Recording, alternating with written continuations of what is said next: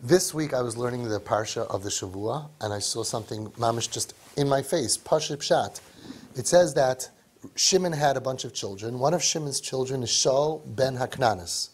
He had a son, Shaul, the son of the Knanis. Who's the Knanis? Dinah. What was the story? Rashi says, after what happened to her, that she was taken and raped in Shechem, and Shimon and Levi rescued her. They said, come on, sis, let's go. Everyone's dead. She said, I'm not going. I'm not leaving. My life is over. I'm damaged goods. Nobody's going to want me. My self-esteem is shattered. I'm not going. Can you imagine a brave rescue? You break into the enemy. You kill everybody. Let's go home. Home? Home? Never. I'm not going home. I don't have a home. Does this sound like a kip? Our kids who are molested, our kids who are broken from whatever the trauma is, that's how they feel. Home, and we say, we have a beautiful home here for you. Not for me. I'm not going home. Not happening. Damaged goods.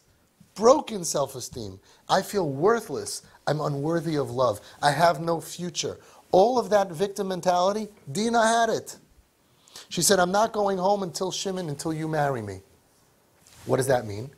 Because now I'm Mrs. Shimon. I'm somebody. It restores my self-esteem. It proves that I have value.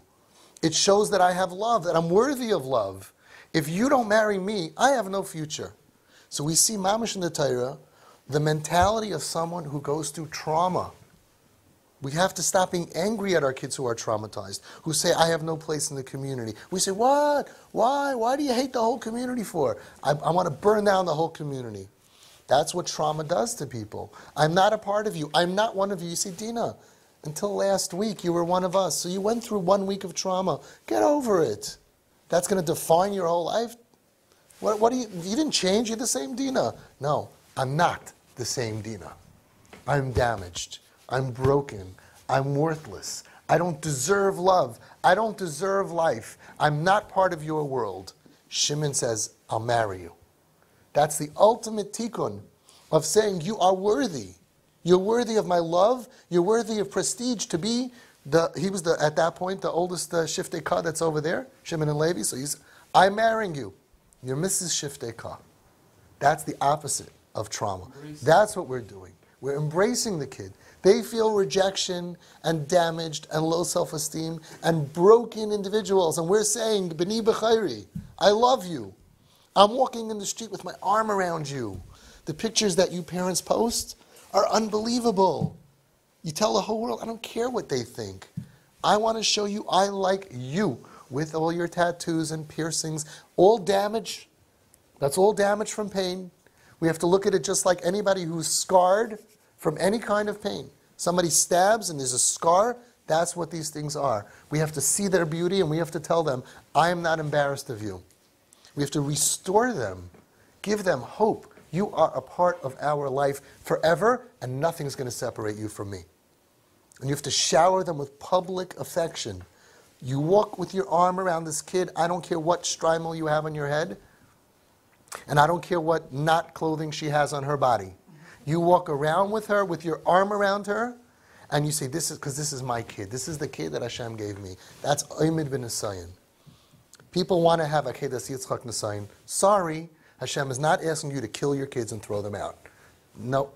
The Nisayan of the Dar is, can you love and accept the child that Hashem gave you? Could you see their precious goodness inside of them? Because they all are. All the guys working with your kids like them. Isn't that amazing? Nobody working on the street with kids says, these kids are obnoxious. These kids are horrible. No. I like broken kids. I like kids on the street. I like drug addicts. I once went to an AA meeting to celebrate an anniversary for one of the guys that I knew. And they went around and everybody said, hi, I'm Aaron, I'm an addict. Hi, I'm Moshe, I'm an alcoholic. Hi, I'm Chani, I'm addicted to cocaine. And it came to me, I said, hi, I'm Avi, I'm addicted to addicts. I see struggling, wonderful people. I see good people, likable people.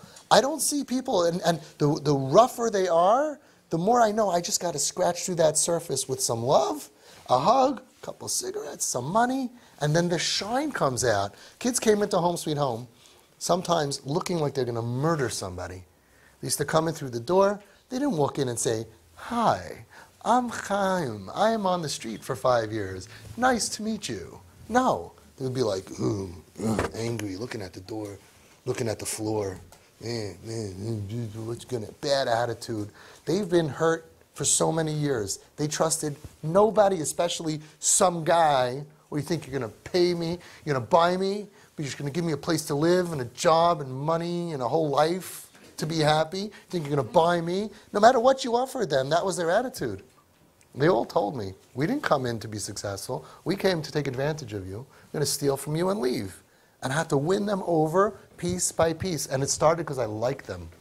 I liked them. I saw a certain thing. I did the intake myself. The kids would come and I would schmooze with them and I'd be like, oh, I don't know. And then I saw that little opening. I was like, take him. This is the kid. We're going to save this kid. Be'ezus Hashem. And it really, really worked. You got to see your kids. You got to see all these kids and realize that the more angry they are on the outside, the more pain they went through. That's all. You go on the street, give them a hug, give them a couple of cigarettes. You see, they're sweet. They're nice. They're sensitive. They're really good kids. These kids would die for me. They would die for anybody that would die for them. So that's the twist. We got to start dying for our kids. And if we will die for them, we got to start living for them.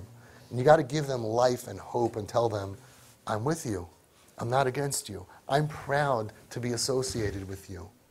We can't marry all of them, but we can say, you're my kid, you're my child, you're my daughter, you're my son, you're my friend.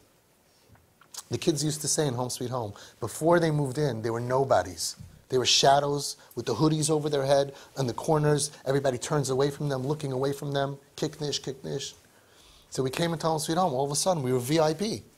Everywhere we went, there was a few of them, a few of my friends, and together we were a chevra. We walked in, paid for nice cars, good stuff. So we felt like humans.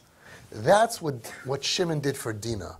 That's, I think, the earliest in the Torah. How do you fix trauma? You boost them, and you love them, and you connect with them, and you say, I am proud to be associated with you. That's what you're doing.